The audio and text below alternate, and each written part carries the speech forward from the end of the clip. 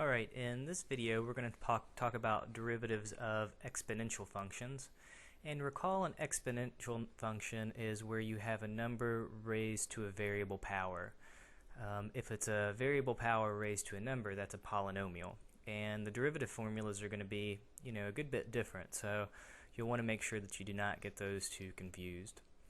So the basic case, the easiest one, it says if you take the derivative of e to the x, you just get back e to the x. If you take the derivative of a more generic exponential, so you have some number a, and recall that a has to be a number greater than 0. We usually don't allow it to be 1 because 1 to the x is just plain old 1. So this is only valid for a greater than 0 and not equal to 1.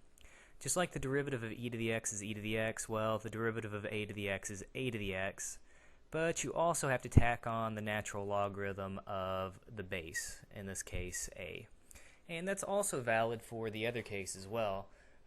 You could tack on a natural logarithm of e, but recall that the natural logarithm of e is just 1, so that's why they leave it off here. So an example of kind of a simple example of the second formula. If you take the derivative, say, of 3 to the x, you've got a number to a variable power. Well, you just get the number to the power times the natural logarithm of the number. And a little more in general, it says if you take the derivative of e kind of raised to something more complicated, it says you get e to that more complicated stuff times the derivative of that complicated stuff.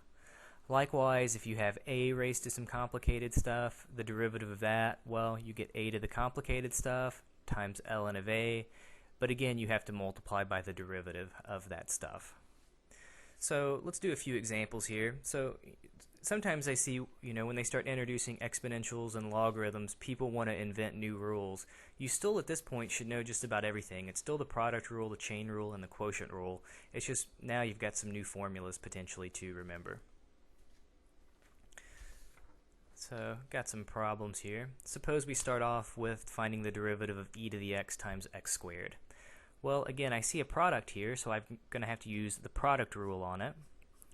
Well, the derivative of e to the x is e to the x, and then I'll leave my x squared term alone, put a plus in between. Now I'll leave the e to the x term alone, and I'll take the derivative of x squared, and I'll get 2x. And there's my derivative. I'm finished with that one. So in our next example here, we have e raised to some more complicated looking stuff. Well, the derivative formula says you get e raised to all of this stuff right back. So you'll get e raised to the x times sine of 2x.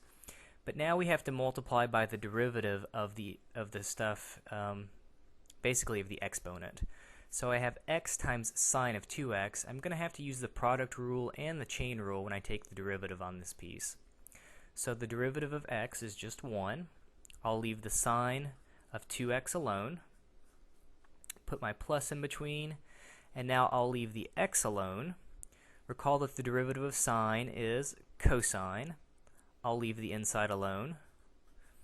And then by the chain rule, I have to multiply by the derivative of the inside, so I need to multiply that by a times 2. And I'm running out of room here on my paper, so I'm just going to squeeze the times 2 down here at the bottom. So obviously this should all be on the same line here. And that would be the derivative. So again, you get e to the stuff times the derivative of the stuff, but I have to remember when I take the derivative of that stuff, I'm going to have to go back to my old still product rule and chain rule. So one more example here, one without e. So on this one, I'm going to have to use the chain rule. The derivative of the outside part, I'll get negative sine. I'll leave the inside part alone. So I'll get negative sine raised to the 2 pi times t. But now I have to multiply by the derivative of the inside stuff. So the derivative, it's like having a to some stuff. So it says you get that stuff right back. So I'll get 2 raised to the pi times t. I have to tack on my natural logarithm of the base, which is 2. And then I have to remember to multiply by the derivative of the exponent. And pi times t, it's like having the derivative, say, of 3x, you just get 3. Well, pi times t, I'm just going to be left with a times pi. And that will be my derivative for this problem.